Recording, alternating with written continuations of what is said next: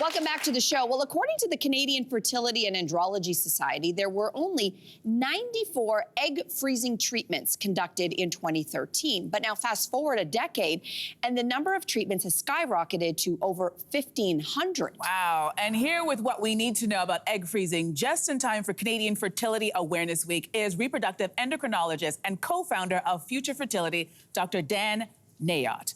Welcome. Good to have you here. Thanks for coming back to us again. Let's start by talking about our eggs. How many are we born with? And then talk about what happens to them as we age. Yeah, so one thing we know for sure is women are born with a set number of eggs. So as we age, both quality and quantity will go down. So that's the biological clock we all know about.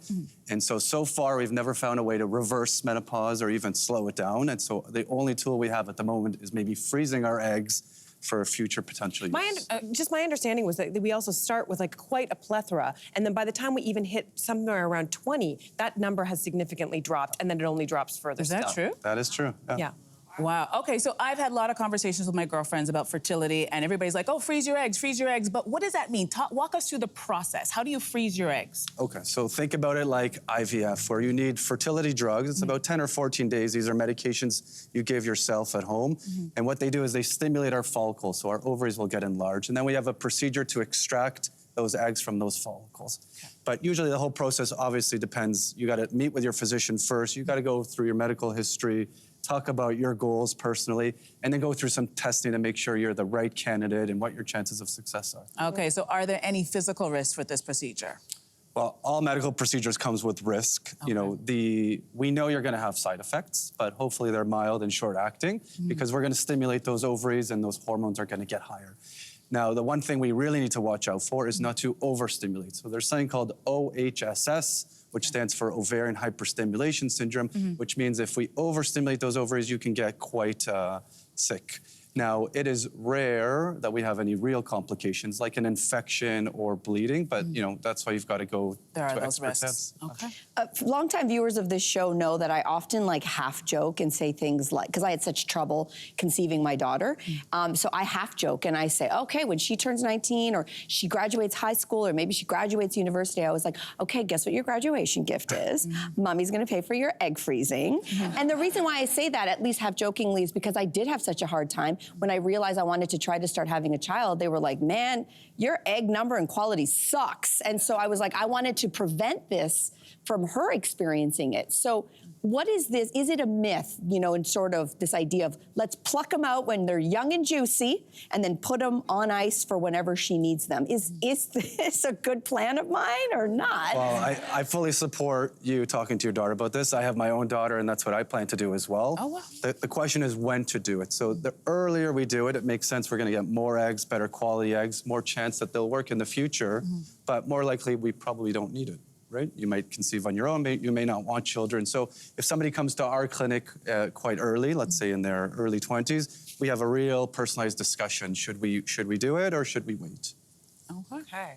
So you're not recommending saying like that there's a particular sweet spot for that? Like when should you, if you were contemplating encouraging your daughter to, or yourself to start freezing? Is there an age that's ideal? Yeah, so again, the earlier the better, but you've got to speak to your physician. You really got to understand your goals and your situation. But if you're well informed and you're motivated, you've got my blessings. Okay. So I think that a lot of people think that if they go down this path and they freeze their eggs and they, you know, then later extract them, that they're guaranteed a baby on the other side.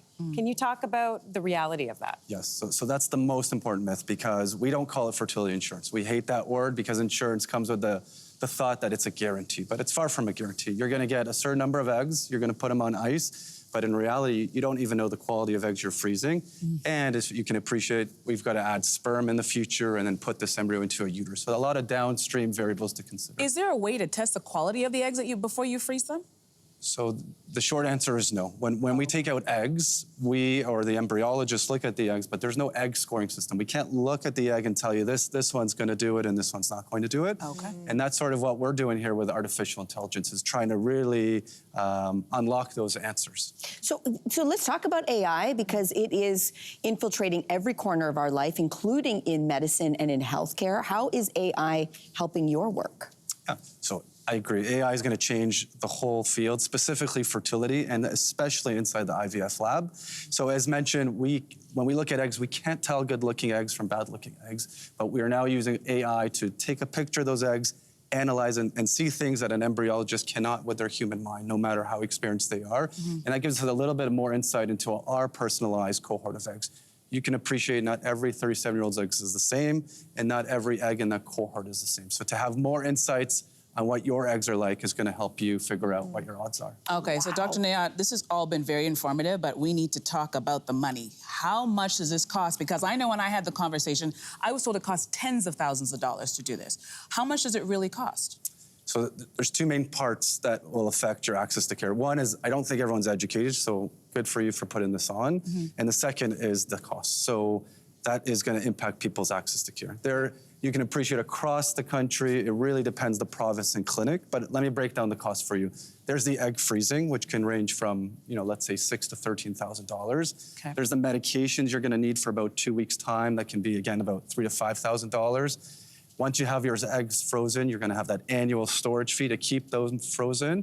But the part that doesn't get brought up is downstream. At some point, if you're going to use them, you're going to have to thaw those eggs, add sperm, make embryos. So that's the IVF component of things. So there's also a cost to that. So, if I were to give you a wide range, it would be somewhere in the $10,000 to $20,000. Okay. Wow. People to know.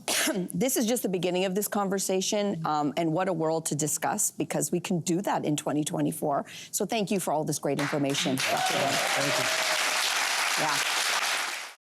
Hey there, what did you think? Drop your comments below and join the conversation. And don't forget to like and subscribe so you can find more on everything from food and fashion to pop culture and current events. See you soon.